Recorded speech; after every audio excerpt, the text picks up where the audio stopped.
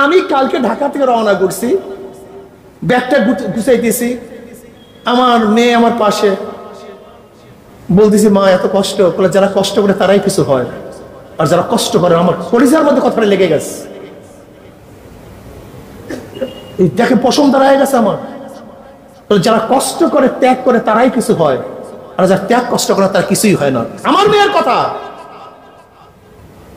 আপনি কি আপনার মেয়ে উৎসাহিত করছে এরকম? আপনার ছেলেকে উৎসাহিত করে?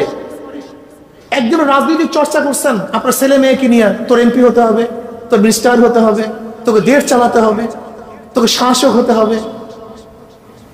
একদিনও চিন্তা করছেন? একদিন চিন্তা করি, এই চর্চা আসতে হবে, এটা করতে হবে আপনাকে, এই সংস্কৃতি পরিবর্তন করতে হবে। আপনাকে অবশ্যই বলে রাখতে হবে আপনারা কারা। জনাব মুহাম্মদ রাসূলুল্লাহ সাল্লাল্লাহু আলাইহি ওয়াসাল্লাম উত্তরসূরি। দেখেন 5 জন সবচেয়ে শ্রেষ্ঠ, সমস্ত নবীদের মধ্যে শ্রেষ্ঠ আমার নবী, সমস্ত নবীদের পর 4 জন খোলাফায়ে রাশিদিন, এই 4 জন রাষ্ট্রের প্রধান। অথচ আমাদের দেশে কোনো পীর যদি রাষ্ট্রের প্রধান হতে চায়, তাহলে সে তো ওলি না, সে তো বুজুর্গ না, এ তো দুনিয়াদার হয়ে গেছে, এ তো আল্লাহ ওলি না। কোন মুহাদ্দিস রাষ্ট্র প্রধান হতে চায়, আরে সব শেষ করছে, কারণ আমরা গজব আছে, কোন উস্তাদ বরদোয়া দিচ্ছে, কোন এলেম কবুল হয় নাই, এলেম কবুল হয় নাই, এর জন্য দেখছো রাজনীতি করে এলেম কবুল হয় নাই। এলেম যদি কবুল হইতো তাহলে রাজনীতি করতে পারতো না। আরে ব্যক্তি অর্থে এলেম কবুল হয়েছে দেখেই ওই এলেমকে বাস্তবায়ন করার চেষ্টা করতেছে, আর তোমার এলেম কবুল হয় নাই দেখে তুমি এলেমের মধ্যেই আসো, বাস্তবায়নের চেষ্টা করো না। তুমি জীবনভর দুধের মাসালা শুনছো, দুধ খেতে পারো নাই। তুমি মাখনের তারিফ শুনছো, মাখন খেতে পারো নাই। তুমি এলেম শিখছো, এলেম বাস্তবায়ন করতে পারো নাই, আর ওর এলেম কবুল হয়েছে দেখে বাস্তবায়নের চেষ্টা করতেছে।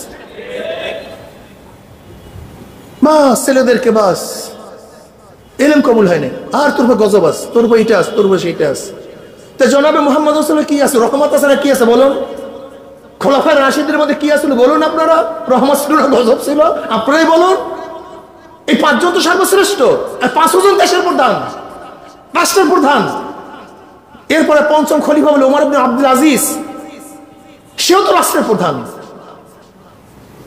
তা যারা রাষ্ট্রের প্রধান হয় তাদের গজব হয় না, তারা বড় ওলি হয়, তাদের রহমত আসে। মনে কিছু নিয়েন না, আমি অনেক জিনিস চিন্তা করে দিশা পাই না, ঘটনাটা কি, আলেম তুমি আসছে না কেন, এটা হবে না কেন?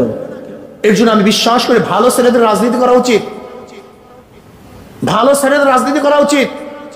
দেখেন বাষ্পকে কোন অবস্থায় চাপা দিতে পারবেন না, ছেলেদের মধ্যে উদ্যম আছে, যখন দেখা যায় কিছু করতে পারে না তখন মুহতামিম নামাবার জন্য আন্দোলন শুরু করে, কারণ এদের তো রাষ্ট্রের বিরুদ্ধে আন্দোলন করার সুযোগ নেই বা সেই শিক্ষা দেন নাই। এখন কি আন্দোলন করে বলেন তো? মুহতামিম সব নামাও, এরা নামায় দাও, আন্দোলন শুরু হয়ে গেছে।